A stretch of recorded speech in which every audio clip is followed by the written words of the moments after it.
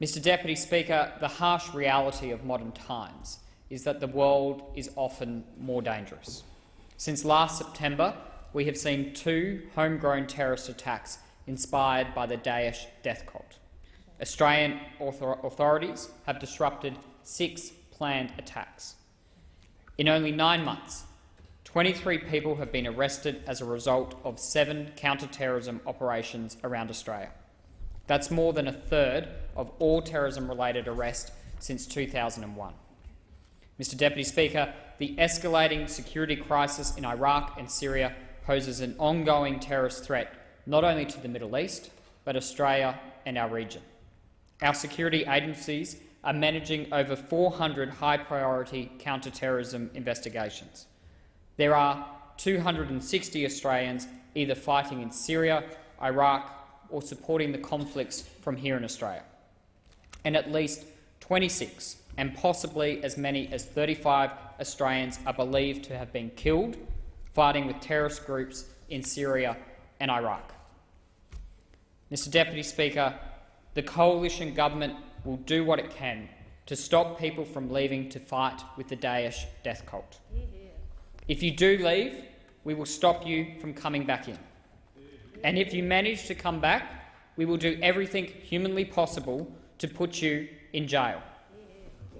Our message to people who leave Australia to fight for terrorist armies in the Middle East is a simple one. We don't want you back. Mr Deputy Speaker, the first duty of government is to keep our country safe, and the last thing any of us want to see is terrorists in our community. If you go and fight with a terrorist organisation against Australian forces and you are a dual national, we will strip you of your citizenship. Because, Mr Deputy Speaker, you have made a decision.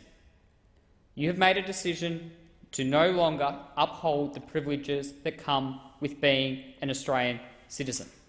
And we are simply stamping your removal of that citizenship. Mr Deputy Speaker, we must respect and defend the gift of Australian citizenship. If necessary, that means quarantining it from those that seek to do us harm. Mr Deputy Speaker, our legislation will update the Australian Citizenship Act.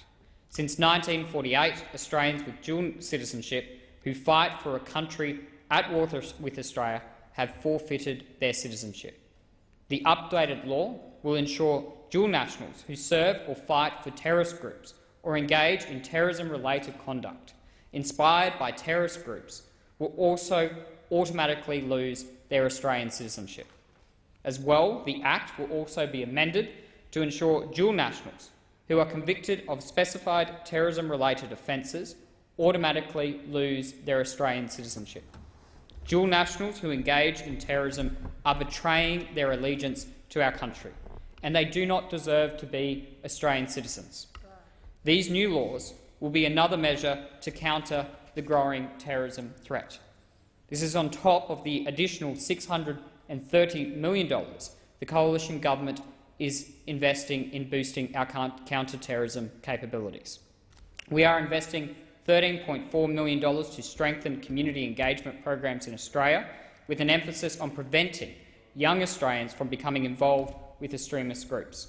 We are investing $32.7 million for a multi-agency national disruption group to investigate, prosecute and disrupt foreign fighters and their supporters. And we are investing $11.8 million for the Australian Federal Police to bolster its ability to respond to the threat of foreign fighters at home and abroad, including local and regional liaison officers and 2 new investigative teams to help reduce the threat of extremists leaving Australia. Mr Deputy Speaker, for all of us in this place, it is very clear that the first duty of the government of the day is to defend the Australian people. We in the coalition government remain absolutely resolute in our commitment to keep Australians safe.